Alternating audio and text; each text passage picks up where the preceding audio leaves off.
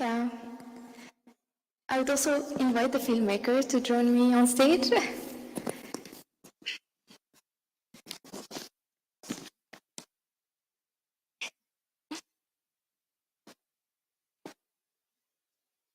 Hi, Alisi. Thank you so much for sharing your wonderful film with us. Just before starting our discussion, I would like you just to briefly introduce yourself and give us a little bit of context of the film and the background as well. Yeah, thank you so much for having my film in the festival, and thanks for the invite. So my name is Alisi, and this is my short animated film. And the voice is my grandmother. So I interviewed my grandmother in 2019, and then while I was animating. So the film was created in Canada, in Montreal and Toronto. I moved to Germany before the pandemic. I'm doing my PhD at Babelsberg, so that's So for me, it's easier to come here. Yeah, thank you. Oh, that's great that you're in Germany, so you can join us today. I really personally like the film on so many different levels, but I really love using animation or this space between art and anthropology really to express sometimes this kind of concepts that are maybe untangible or really sometimes complicated to express visually, but then I feel that through your animation, it gave it another dimension. You also created this space between the sound and the visual, this third space, this third meaning. That was wonderful. Also, I would really just like to ask you about, just to begin with, what was your inspiration for it, and also somehow the technical aspects of it and the material you use and why, and how did it make sense in the context of talking about with your grandma about the animistic beliefs or the shamanistic rituals. So how is this medium, the animation medium, is the best way somehow to express, to talk about such topic? Yeah, that's a good question. For the inspiration, so I think when I was young, I've seen some rituals, and then I heard a lot from my grandparents because they used to live as nomads on the Mongolian grassland. So when I was young, I heard a lot about the stories and how they lived. And I've seen some of them. For example, the oval, you can still see them in the present day on the grassland in Mongolia. In that area, in that part of the world, you can still see lots of oval, the first ritual.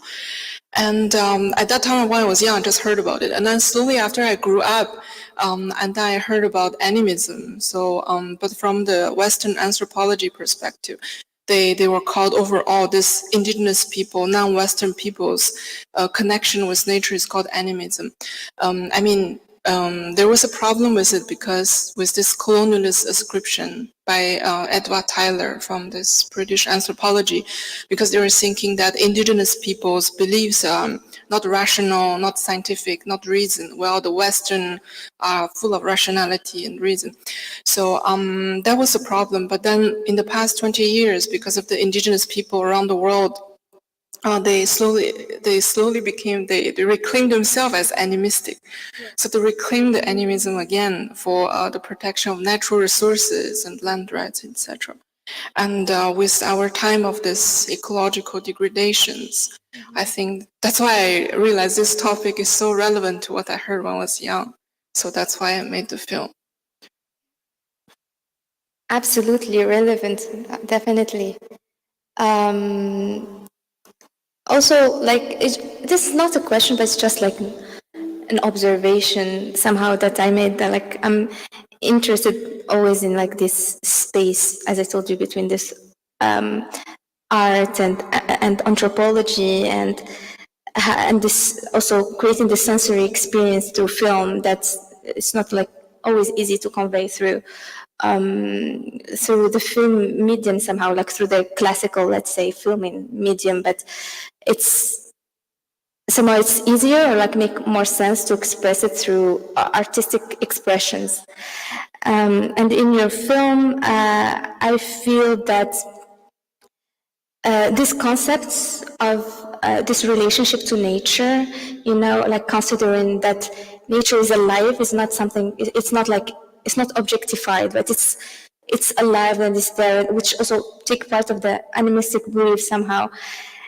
I felt, visually speaking and sensorily speaking, it was actually coming to life in the animation, because like the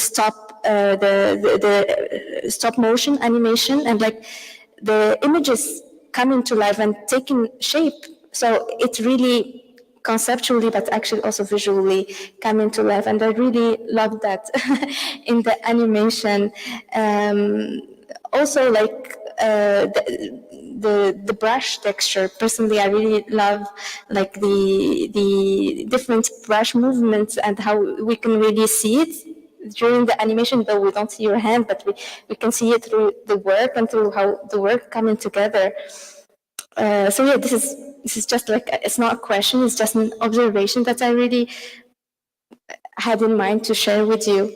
Now I would really love to have questions, if anybody has some question from the audience to Alisi. Come on.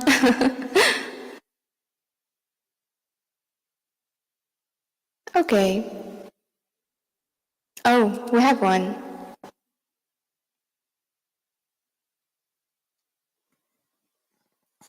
Hello, thank you for sharing your film with us. And for being here. Maybe the one you asked it related to the materials you use. Like that question. That's how was made and the decisions over the materials you use. Thank you. Thank you. Yeah, thanks for your question. Actually, you asked the same. I didn't answer it somehow. Yeah, so the animation, I was inspired by the technique of William Cantridge. He's a South African artist.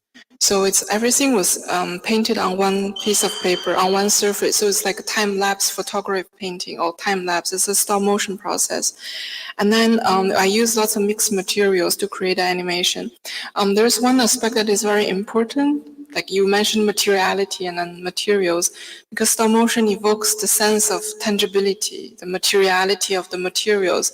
And then at the same time, by using some plants and flowers and different other non-human persons, it's an invitation. It signals an invitation of inviting the non-human in the creation process. And then another interesting thing I found is that it's very similar because it's very slow. Animation is slow, not like live action you film, right? So it's 24 frames per second is a slow process. I found it very similar to embroidery and weaving, like weaving a carpet. And then it's very present in indigenous cultures. They always have this handwork. And then in the past, like, what is it called? The tapestry, yeah. And then it's always done by women, I think, often, mostly by women. And then the design, for example, this one, the design and the patterns are always like from inspired by the communities and then connected to the community's stories and histories. Yeah, thank you.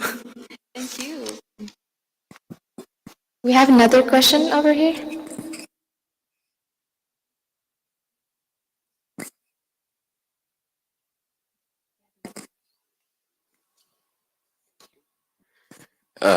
Firstly, I also want to thank you for sharing your film. It was interesting to see an animated movie and all in between all of those, how do you say that, different formats, yes. My question would be related to what you have said prior about animism. Could you elaborate that thought, because I find it quite intriguing, as if I did get you correctly, that in the last 20 years, indigenous societies start to reclaim this school of thought by Tyler. Is it exactly the same way as Tyler has had it, or how? I mean, of course. I mean, I don't. It's to put it short. Please elaborate this thought, because I find it fascinating. Thank you. Yeah, thank you for the question. So they're not reclaiming Tyler's version. It's always, they've always have this connection, human nature connection. It's the outside that is calling them they're calling them, oh, they're maybe religious, it's animism. But actually, they've been always practicing it. But at the beginning, they, in the past, they rejected the animism as their description. But then in the past 20 years, they started to reclaim it. So there's like a shift, and then they use it to protect natural resources. And then another thing is that it doesn't mean that, yeah, I talked to some anthropologists who've been working with indigenous communities around the world. I mean, animism doesn't mean everything's alive, like so universal, like so global, everything's alive, but actually it's a very specific relationship. Like, for example, in this film, it's like a ritual. For example, they offering the milk libation ritual. It's a very specific relationship and encounter. Doesn't mean that it's like so global, general, everything. So that's my understanding of animism. Thank you very much. Do you have any more questions? Then I'll go ahead with one question. Again, regarding the form, and I'm curious to know, how did you also work with sound? Because also it was a very important part of the film. So how was the work process with sound, and how did you come to use that sound? Where was it recorded, or was it composed? And yeah, can you elaborate more on like this part of sound mixture with animation? Yeah, the sound. I just mentioned the voice recordings from my grandmother. I mean, at the beginning, it wasn't very perfect. I have to ask like several takes in order to have a complete sentence, and so it was edited. And then the music was from, the song. The song is by Hun Hurtu. Maybe you know them. I don't know Hun Hurtu. And then they're a music group from Siberia. They're from a place called Tuva from Siberia. They do throat singing, and then they also play traditional musical instruments. And they did a collaboration with Bulgarian choir called Angelit.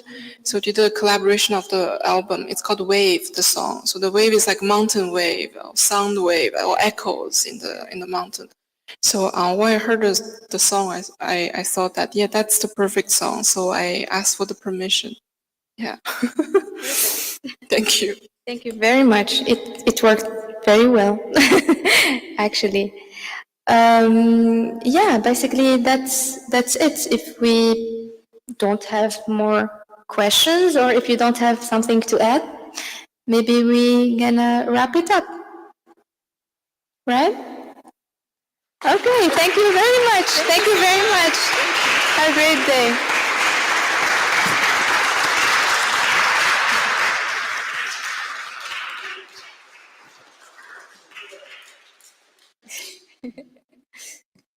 So now we're gonna go forward with the film, the last film for today.